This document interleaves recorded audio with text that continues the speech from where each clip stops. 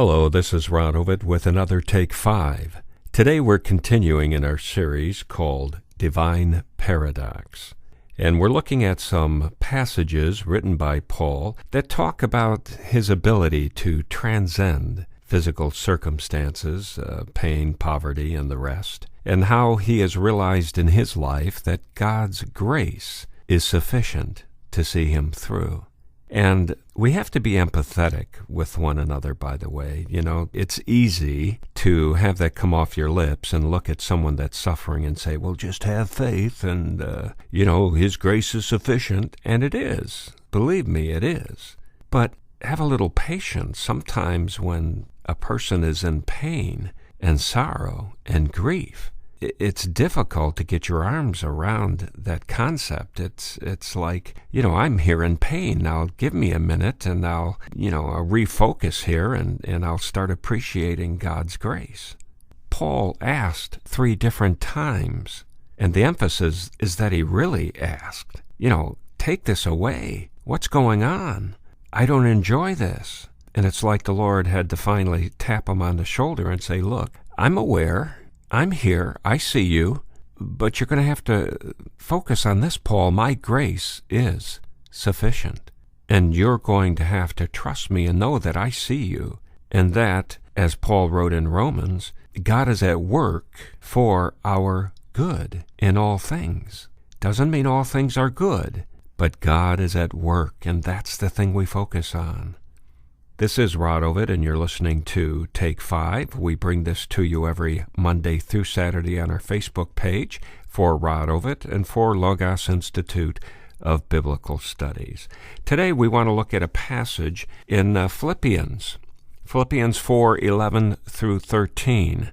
I am not saying this because I am in need, for I have learned to be content, whatever the circumstances. I know what it is to be in need, and I know what it is to have plenty. I have learned the secret of being content in every and any situation, whether well-fed or hungry, whether living in plenty or in want.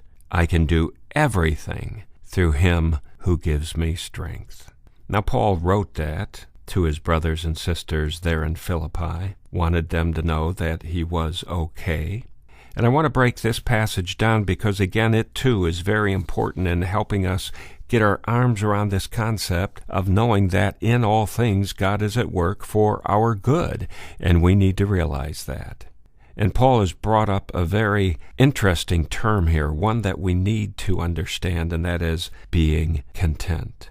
Now, Paul says, look, I'm not saying this because I'm in need, and that word need there is the Greek word for poverty or state of being in need. It is husteresis. And he says, I'm not bringing this up because even if I'm in need, I have learned to be content. Autarkes is that word, content. It was very interesting in the ancient world. It meant self-sufficient in a good sense, one that has adequate means. In the classical Greek, it meant to be satisfied with one's lot. Now, Cicero, a senator at the time of Julius Caesar, wrote a complete treatise on being content, and his whole premise was that contentedness came with wealth, that one would be content with one's lot if one had the means to take care of oneself. That it was wealth that brought you up out of that need and put you on a level that you could really be content. And it's interesting that Paul later on in his writings quotes Cicero, but he puts a qualifier. He says godly contentment is great gain, because it was Cicero that said contentment is great gain. So part of this being content is in that Paul learned a secret. He says that in verse 12. I have learned the secret. And the word there is mueo. Mueo means instruction. And see, after Paul thanked the Philippian saints for their gift, he wanted to bring up this little bit of slander that was going around about him. It was that maybe he was using the gospel as a means of his livelihood. And in verse 11, he wanted them to know for sure that he had learned in all circumstances to be independent and self-sufficient by being content. He wasn't making any effort at making money for preaching the gospel. He tells them that he knows how to suffer hunger and how to enjoy affluence.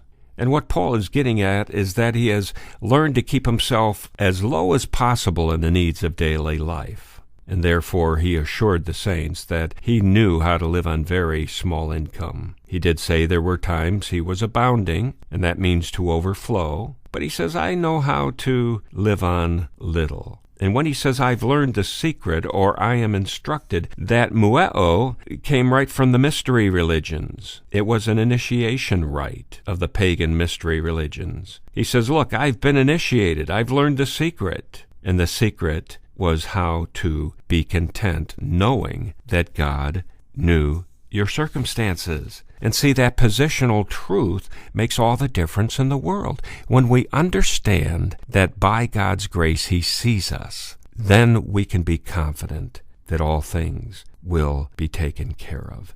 And that's what we need to get our arms around today. As many people as we have listening to this, we have various circumstances. Some are rather bleak at this moment. Some have been long suffering. And like David, he knew what it was to be in a cave for a long time. And he said, I have learned to let go, to loosen my grip, to fall back, and to just trust God. And we have to do that. And so if you could say to God today, look, I'm uncomfortable. This isn't making me happy, but I'm going to trust you. You know me. You love me. You've proved that by Calvary. So forgive my malcontentedness.